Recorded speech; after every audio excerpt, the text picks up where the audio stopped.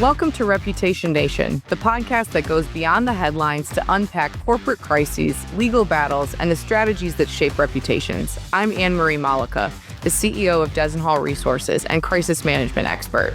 And I'm Stacy Bratcher, a lawyer who's battled crises on the front page and in the courtroom. And sometimes those crises have led me into the foxhole with Anne-Marie. Whether you're in the C-suite, the legal department, or are just curious about controversy, we've got you covered. Let's get started. In this episode, we're tapping into Anne-Marie's crisis expertise to break down how 23andMe's response to a deeply personal data breach and the company's overall downfall. We'll explore how their actions and messaging, or lack thereof, worsen the damage, what lessons this holds for companies in high-trust sectors, and why getting comms right is just as critical as getting the legal strategy right. Hey, Anne-Marie, how are you? Good to be here. I want to just dig in a little bit about, if you're thinking about the whole issue, what was the first communications mistake that 23andMe made once the breach became public? I'd say the first mistake they made is not protecting their data, but the first mistake they made once the breach became public is blaming their consumers for poor data security and saying that the repeat use of passwords was the problem that created the data breach. One, that's probably not true. Two, it's almost impossible to know what is the cause of a data breach in such short order. And three, in the villain, victim, vindicator construct that we see all of these crises play out, the last thing you want is who's going to inevitably be the villain to be blaming the victim for the issue and the kickoff of the crisis. Yeah, I'm going to take a note here. No victim blaming. No victim blaming. It doesn't really matter what the type of crisis is. I think we talked a lot about no victim blaming in the cases of individuals versus institutions. And we saw a lot of that, in the Me Too movement, but it still stands. Even if it is their fault, it doesn't generally benefit you from a communications perspective or a legal one. Yeah, absolutely. Well, a related question, what is the right tone to take in the case of, especially where there's a breach involving something as sensitive as a breach of DNA data? How should a company show empathy and restore credibility? It's really important that you don't dig yourself in a deeper hole. So having some acknowledgement of the fact that the data that folks find to be very personal to them is out in the world requires an element of empathy. You're not going to be able to come in and say, we're so sorry, we did all the wrong things here. That's going to negate your insurance coverage and cause other legal liability as you go along. But to have a bit of a human touch and say something to the effect of, this is an unfortunate situation. We're doing everything we possibly can to close off the breach and determine what the cause is.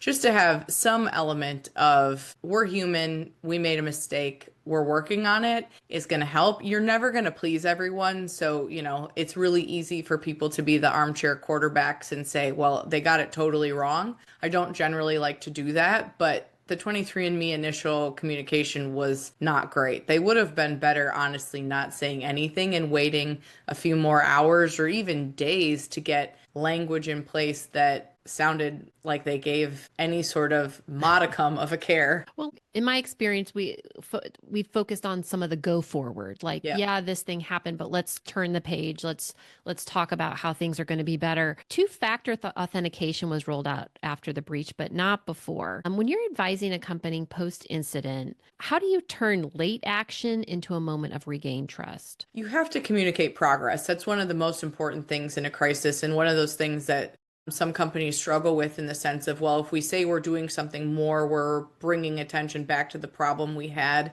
at the outset. But if you're not doing that, then the belief is you're not doing anything at all. And unfortunately, people really like being told what's going on in addition to being shown what's going on. You have to do both today. Two-factor authentication is great, and the technology has evolved across the board since 23andMe started. And forgive me, I'm not a two-factor authentication expert, but my guess is that wasn't really commonplace when 23andMe started, and then it became something that was. And if you're protecting other people's information in whatever form or fashion it is, you have a duty to do that. And if two-factor authentication was a technology that was being used in other places, then that's part of Me's business model of continuing to improve their standards and systems. I don't think it wins you a ton of favors to come out and say, okay, hey, we had this breach, look at what we're doing now. But it is a baseline of which you need to do that. And you need to communicate it. And you probably, in the communication of that, should have acknowledged to an extent that, we're glad we're rolling this out now. This will help us avoid the problem we had in the past. You can't say we should have done it sooner, but to the extent you can have a tone attached to it of, we wish we would have been able to do this sooner, but these technology onboardings are not a flip of a switch. These take months to plan in many cases. So they're not going to gain back credibility overnight for doing any action of any kind because trust is earned. Yeah, no, totally. And I want to go back to, the first 24 hours. You were talking earlier about how that's kind of the pressure cooker. And, I know from my own experience, something's happened or there's a news article, somebody's saying something about your company and there's a lot of pressure. We've got to get our story out. And, that isn't always the best thing to shoot first or shoot back right away. How do you advise leaders to strike that balance in the first 24 hours? You need to gather as much information as you can in the time that you have before you make a decision. Now, that's hours or minutes, not usually days anymore. And in the culture we live in where everybody's on their phones, news is breaking faster than anyone knows what to do with. The breaking news moniker doesn't really mean anything anymore. Everything is breaking news. But this is where strong leadership really comes to bear. And whether you have a dedicated crisis team in place or not, you do generally in an organization of any size have a leadership team of some sort, and having the ability for that team to very quickly say, all right, this is what we know. How far can we go with what we can say? And what are we able to do from an action perspective are kind of the recipe of the three things you want to have in hand as you go out with a statement. You don't want to be accused by the media of saying no comment. That does not help you. So being able to say something of, we're assessing the situation, we plan to come back and update you at X time, is much better than saying nothing at all. If you can come out with a little bit more detailed information of, we understand this is what the problem is, we're working to address it as quickly as possible. Our focus is there. Instead of speaking with the media right now, we will come back and address our staff, colleagues, customers, other stakeholders, including the media, in time. You used to be able to buy yourself a little bit more time before. I think you had to put a statement out right away. And that time window is shifting. However, there are times where it is worth waiting an extra hour because you're going to get an additional piece of information rather than going out ahead of that and then having to correct or retract or shift. And it's a delicate balance. There is no perfect, if you do A, then B will happen and C will happen. Or if these three things are the case, then here's your formula. It is really situation dependent. And that's where being able to make decisions quickly with limited information and understanding that you might have to deal with some additional fallout for whatever you put out in the first 24 hours is a part of crisis management. I ask, in today's day and age of we are deluged with news, how much attention, once that initial story breaks and you get out we're assessing it, whatever. I mean, don't people move on? It feels like sometimes the company gets not everybody is paying that close attention. You're not that important. Once the initial splash has happened, what are the scenarios where those stories keep percolating? In most cases, the crises clients are facing, they're paying the most attention to. That's human nature. It's happening to you. One of the things we do with our clients immediately is to start monitoring for what's happening around us in these situations. If we're engaged long before, we generally have that sort of monitoring happen. So you've got a real-time risk assessment as you're going. If we're engaged on the back end, that's one of the first things we want to do, because proportional response is everything. You do not want to make your crisis front page news when it is, page 10 of the city section. That's an old reference for people that know what a physical paper looks like. But people aren't paying attention to it in the same way you are, which is why often you really have to think about your audience and who matters most in a crisis. It's going to be your employees. It's going to be the people that have a direct touch to what your business is. So is that customers, clients, your supply chain, the neighbors around your building, if it's a physical issue. Those are the things that you want to take into account first and foremost, probably more so than the media. You may have to address them publicly, and sometimes the media is a useful tool to be able to say, hey, stay away from this area, it's unsafe, or we will have more information on where people can turn back in their food that's been recalled, or here's the website to go to, etc. So that's something to think about, but monitoring really matters. And I often have to be the one that says, all right, I'm looking at the chatter and you're registering as like a 0.5 on the Richter scale, if you will. Let's not make it bigger than it is. And, we talk about needing to communicate progress with crisis management as you go along. To that end, you also don't want to tell, all of the however 8 billion users on Twitter that exists now, or X, some information when you could have sent an email to your 15,000 customer newsletter list. And so segmenting audiences is really critical in a crisis too, and understanding who's in your universe and who really matters. Yeah, let's talk just a little more granularly about, an internal audience is an audience that I think sometimes people forget. You get so focused on the story and the external, but in my experience, employees can make up, if there's a void, they'll fill it with whatever information or gossip or rumors they think they know. So let's talk about internal communications and how you approach that. There's a phrase that all politics is local, and I think that's something that applies in a crisis, particularly to employees, maybe vendors, sort of your inner ring of constituents of an organization. Your internal audience is probably the most important audience you have. Now, if you're a publicly traded company and you have shareholders and you're going to see an immediate drop in your stock price in a crisis, yes, that's important too, and you need to address that. There's regulatory bodies that might be important, but your internal audience, they can be for you, with you, and help you through, or they could be one of your motivated adversaries that you have to handle and address at every step along the way. It's not always an either or. You probably have some sets of people that are really with you and some that are not, and so you have to manage that accordingly. But speaking to your audience that is the closest to the organization, I think is really important, to the end that I think a lot of firms like ours are focused on having internal specific teams that can quickly get up to speed of how does a company generally talk to itself. You might have a crisis warning system where there's a text message that goes out to everyone, or you may only communicate via an email once a week. Understanding how a team wants to hear from its company is critical, and we really try and work to have our clients focus on their internal audiences so that there isn't a vacuum created, because there's nothing anyone loves more than water cooler gossip. And if you don't have something to say, someone will create a narrative for you. No question. One of the things I wanted to ask you about is, there's 23andMe in particular. You had the board resign en masse, and the founder kind of rebuying, trying to take the company over herself. To what extent do you wish that boards and leadership, what would you like boards and leadership to understand before their next breach? You're always picking between the best of bad options, and the belief that there's going to be some easy one and done solution that's going to get everybody out of this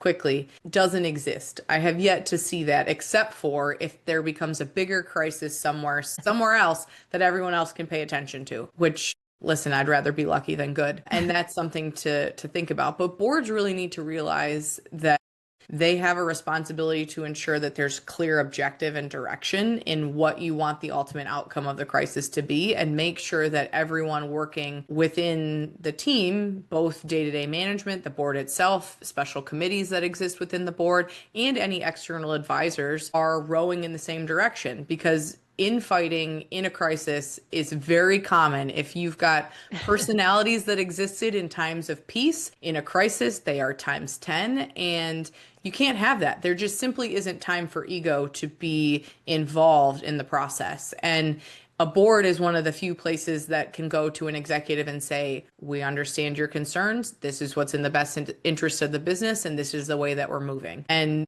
boards often do have to exert a level of, I'd say, day-to-day administration that many of them don't want to have, because I think most folks that sit on corporate boards have done their time in the trenches of active management and prefer to have a more passive role. But in a crisis, the board is really important. Can you share some perspective on the optics, both publicly and internally, when a founder steps down and then turns around and tries to buy the company back? I wish I knew more of the ins and outs of what was going on at 23 because generally, if a founder steps down, there's good reason for it. And I would imagine that there was some serious clash among the management with the board, other executives. Founder syndrome is real. Founders have a very different view of what they've built, and that's fair. They've built something that has taken time, been a labor of love for most of them. And if they don't feel that it's working well, that's a tactic. We've seen this happen with other companies, some AI companies that are in the news these days. Buying it back, for me, says they really believe in it. Now, I'm not a particularly altruistic person. Being in my line of work, that's a difficult thing to be. So I would say the word ego comes to mind. I would imagine that this person doesn't want to see the thing that they built fail and feels that perhaps they could turn it around. And maybe that's true. We've certainly seen companies emerge from bankruptcy to become better, stronger, different, more agile organizations, and that might be a possibility. But it's difficult as a founder if you've been labeled as part of the problem or part of the downfall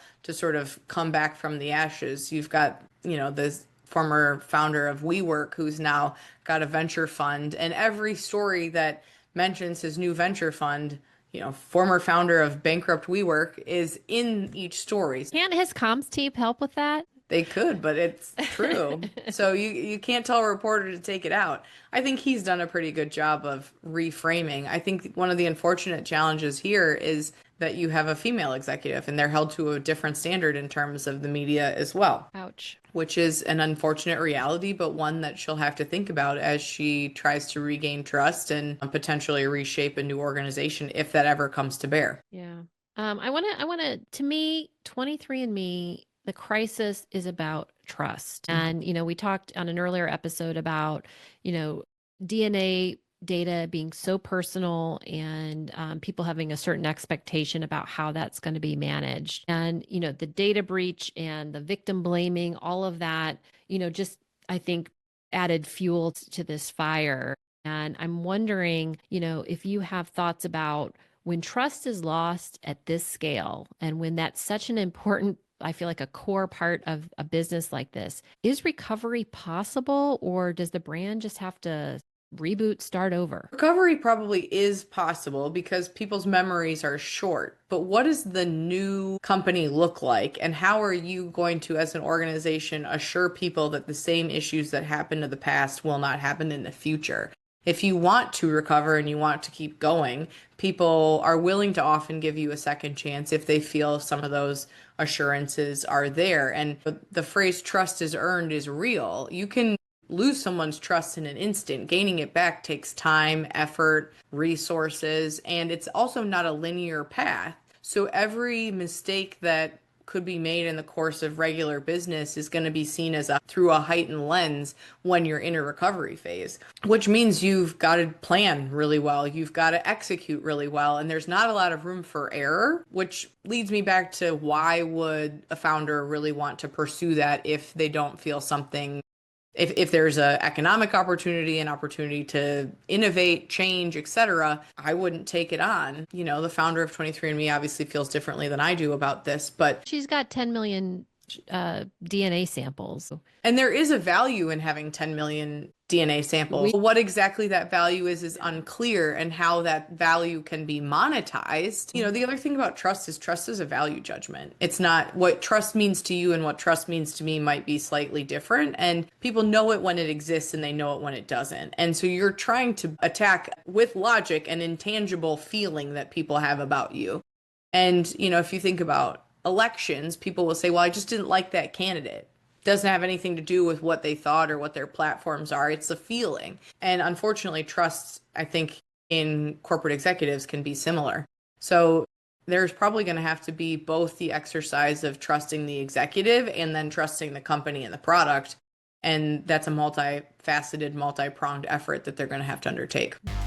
At Reputation Nation, we're not just here to comment on the headlines, we're here to give you real actionable insight. That's why we close every series with our Fast four key takeaways you can apply when it's time to litigate and communicate. 1, deflection isn't a defense. In a crisis, accountability builds trust. Deflection destroys it. If you have to deflect, know it's a stall, not a long-term solution. Number 2, bankruptcy does not erase accountability. The court may clear the balance sheet, but the reputational debt remains. Number 3, if data is the product, law has to be the foundation. The more personal the data, the more unforgiving the court of public opinion and the court of law may be. Trust is the first thing to go, and it's the last thing to return. People won't just question what you did, they will question everything you say next.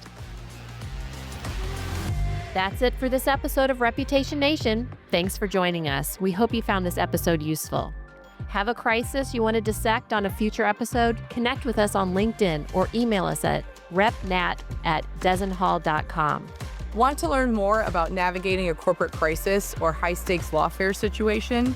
Or want more hot takes from us? Subscribe to Des Reads and Our Take at desenhall.com.